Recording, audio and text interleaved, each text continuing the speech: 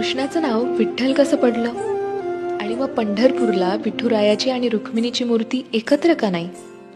ह्या मागचीच ही एक पौराणिक कथा. कृष्ण निजला निवांत, आठवली त्याला राधा. राधेला केले जादूने जिवंत, जणू काय झाली त्याला प्रेमबाधा. समोरून आली रुक्मिणी, कृष्णासंग राधास पाहिली.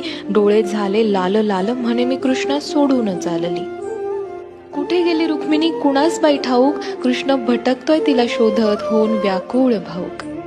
पोहोचला बाई कृष्ण शोधत तिरी चंद्रभागेच्या, अन रुक्मिणी दिसली दिंडीरवनात पंढरीच्या. कृष्ण म्हणवितो रुक्मिणीस, पण ती रुसलेली फार. म्हणतो कसा, अगं रुक्मिणी कसा करू मी तुझ्या विना वैकुंठाचा संसार. रुक्मिणी नाराज, त्यातच कृष्णास आठवे भक्त एक थोर, नाव त्याचे पुंडलिक, लय गुणाचं ते पोर. पुंडलिकाच्या घरी आली कृष्णाची ग बाई स्वारी, पुंडलिक करीतो आई बापाची सेवा, ठेवून उभा विटेवर कृष्णाला दारी. वाट पाहता पाहता कृष्णाची मूर्ती राहिली, विटेमुळे विठ्ठल त्यासी प्रचती जाहली. 28 युगे झाली लांब उभी राहुनी, रुक्मिणी रुसवातो धरी, अवघ्या भूमंडळाचा संसार बघत विठ्ठल उभा विटेवरी.